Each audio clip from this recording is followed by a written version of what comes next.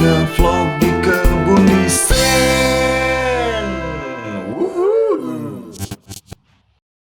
Assalamualaikum warahmatullahi wabarakatuh. Balik lagi di acara Kebun Desain Ngevlog. Oke, kali ini kita akan membahas terkait dengan kondisi bisnis ya. Di tengah pandemi, apakah kita harus lanjut atau di rumah aja? Ini gimana nih? Nah, gitu ya. Karena ini dilema banget situasi sekarang, bahkan banyak bisnis-bisnis yang tumbang gitu ya. Dan kita para pelaku UMKM juga banyak yang tumbang. Ada yang tertatih-tatih, ada yang tapi masih ada juga yang jalan. Nah, ini gimana nih? Pilihan sulit ya. Pilihan sulit banget. Sebenarnya gini, kalau misalkan kalian memang dari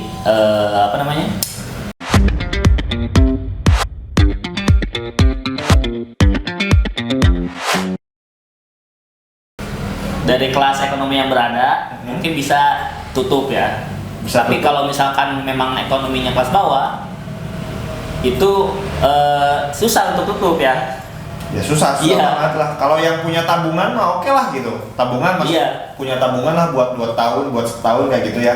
Nah, orang yang nggak punya tabungan, yang usahanya itu buat cuman makan bertahan 1-2 hari gitu, nggak mungkin kan harus. Iya. Nah, gimana tuh? Kemungkinan ya tetap harus jalan. Cuman memang ada langkah-langkah yang harus diubah gitu, menyesuaikan kondisi pandemi ini, gitu. Nah, kita mau nge-share di sini tips atau panduan buat kita ya, para pelaku UMKM, agar tetap safety gitu ya dalam berjualan kayak gitu. Tapi jualannya juga tetap jalan kayak gitu. Kitanya tetap aman dari virus gitu ya, dari wabah saat ini, tapi usahanya tetap jalan. Nah, kita sharing soal tipsnya kali ini. Ini buat yang offline gitu ya. Buat yang offline. Buat yang offline. Yang online juga bisa juga sih. Oke, buat yang online juga bisa. Ya. Oke, langsung aja kita bahas tipsnya satu persatu.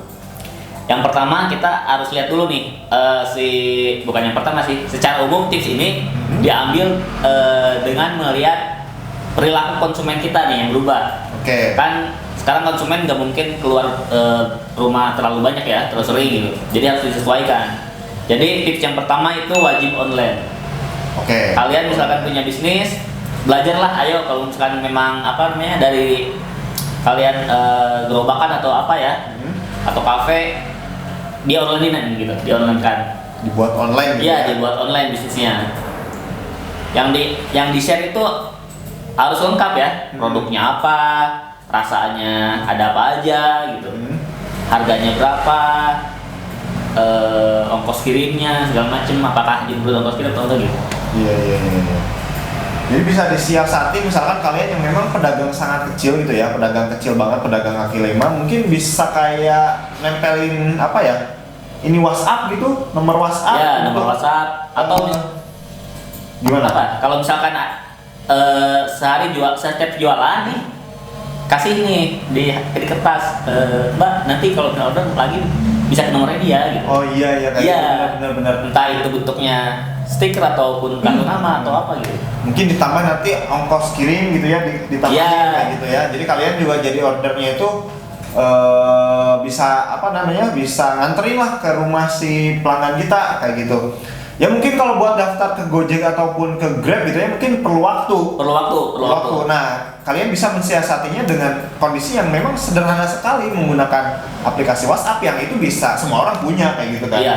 Seperti Jadi, itu. ya itu sih yang paling efektifnya. Kalau misalkan buat teman-teman yang belum online nih, nah jadi kalau ada yang beli, langsung kasih aja nomor WhatsApp, Mbak. Iya. Kalau misalkan kalian udah terkenal kayak gitu, bisa bikin juga pamflet kecil kayak gitu, tempel aja di mana kayak gitu. Iya. Di yang listrik ya. Yang listrik kayak gitu ya, bisa ya.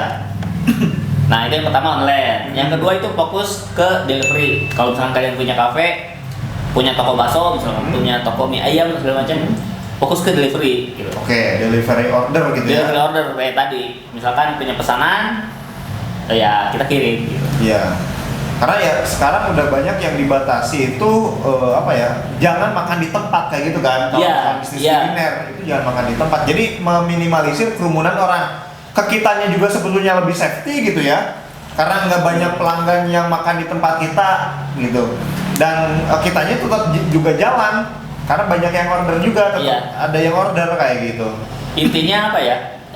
Buat konsumen kalian merasa aman gitu. Iya. Dari virus ini. Betul. Jadi fokus ke delivery. Oke, itu ya fokus ke delivery.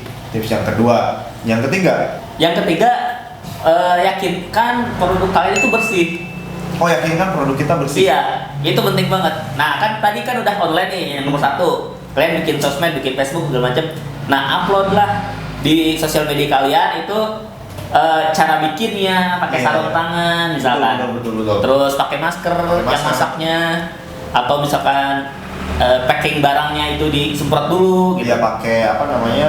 Pakai hand sanitizer. Iya, hand sanitizer atau disinfektan ya. Iya. Jadi yang nganternya juga pakai hand sanitizer dulu, pegang plastiknya. Iya. Atau pegang plastiknya itu udah pakai apa? Sarung tangan yang udah dibersihkan juga gitu ya. Jadi lebih bikin apa ya? Bikin kita lebih yakin gitu lah ya. Iya. Lebih bikin kita untuk bikin apa namanya? Bikin konsumen lebih yakin buat beli ke situ kayak gitu ya. Iya, dan apa ya? Cara yang paling gampang sih ya itu bikin di videoin aja gitu. Enggak perlu bagus-bagus, yang penting kelihatan kalau kita produknya bersih. Iya, kalau kalian nggak bisa edit video kayak gitu, udah seini aja, bilang aja kita sedang ini prosedur prosedur pembuatan makanan di tempat kita kayak gini, menggunakan ini, seitunya aja gitu. Yang penting kelihatan, audionya kedengeran gitu ya. Terus gambarnya kelihatan gitu, cahayanya jangan sampai gelap kayak gitu ya. Oke, seperti itu, sederhana banget sih ya. Iya. Nah itu tips yang ketiga. Selanjutnya tips yang keempat apa nih? Yang keempat, bikin promo bundling. Bikin promo apa? Bundling itu paketan. Oh, kayak bundelan kayak gitu. Iya, karena bundel kayak gitu. Sekarang kan apa ya, orang keluar rumahnya jarang. Nah, sebisa mungkin sekalinya dia belinya banyak ke kita. Bener. Gitu. Jadi misalkan mau beli misalkan bakso, sekalian mau minumannya deh. Atau mungkin tawarin juga nih buat keluarganya, mau nggak biar sekalian. Iya, kasih harga bonus deh, diskon misalkan. Gitu. Ya itu ya, paketan kayak gitu yang cukup efektif sih, bikin orang jadi ya tadi sepaket gitu belinya. Kitanya juga jadi belinya lebih banyak dan ya efektif lah di situasi yang seperti ini gitu. Iya. Efektif di situasi yang seperti ini. Oke, itu tips yang keempat ya barusan ya. Iya. Nah sekarang tips yang kelima apa nih? Nah yang kelima itu tipsnya kita harus menyesuaikan dengan himbauan pemerintah daerah juga. Oke, menyesuaikan dengan aturan daerah ya. Ya, kalau misalkan di tempat kan ada juga nih yang PSBB ya. Ya. Ada daerah yang PSBB, ada daerah yang enggak gitu. Mungkin yang PSBB, yang enggak PSBB masih buka lah kedai-kedai.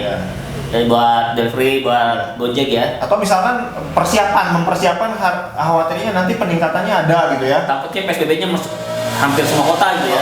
Ya gitu. bisa. Siap-siap juga sih. Ya. Jadi ke pelanggan yang masih hilir mudik kayak gitu ya, persiapan kayak gitu.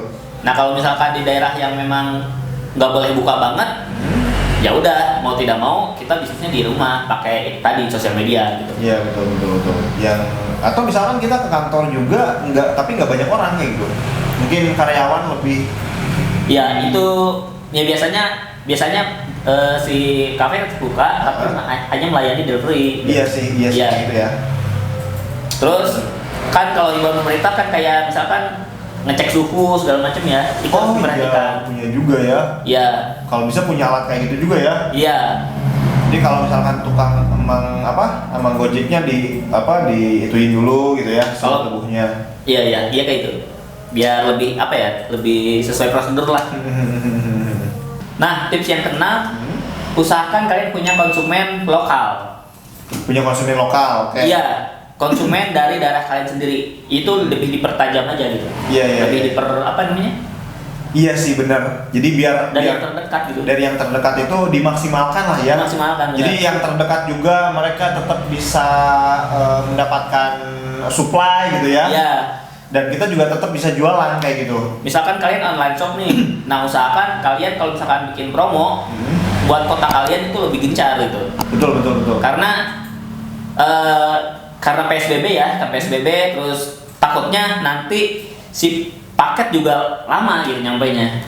Iya. Ya itu takutnya nanti ke arah sana. Jadi kalau misalkan kita udah punya base pelanggan di kota kita, itu jadi kita tetap bisa jalan. Betul. Kalau ada karantina yang besar-besaran. Betul. Sampainya ke yang terdekat lah ya. Ya, kampanye yang terdekat. Oke. Nah, tips berikutnya adalah menjaga keuangan. Jaga keuangan. Oke, jaga keuangan. Jadi siapa namanya Kementerian UMKM sendiri itu dia ngasih kemarin ngasih postingan lebih baik sekarang tuh modenya mode bertahan gitu. Iya. Fokus ke cash flow aja, fokus ke apa namanya aliran uang ya, biar yang penting ada yang kejual, ada yang beli, kita beli beli apa? Modal buat bahan-bahan lagi gitu.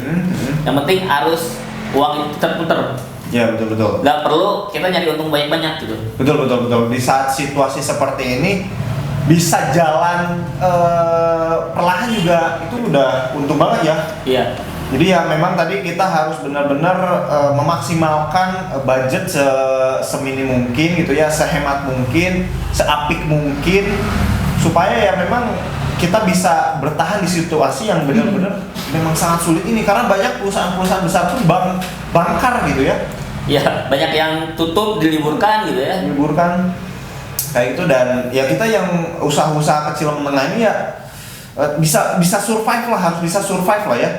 Bagaimanapun caranya ya salah satunya dengan menghemat pembiayaan, permodalan dan sebagainya seperti itu. Ya, jadi apa namanya? Kayak tadi nih bikin program diskon.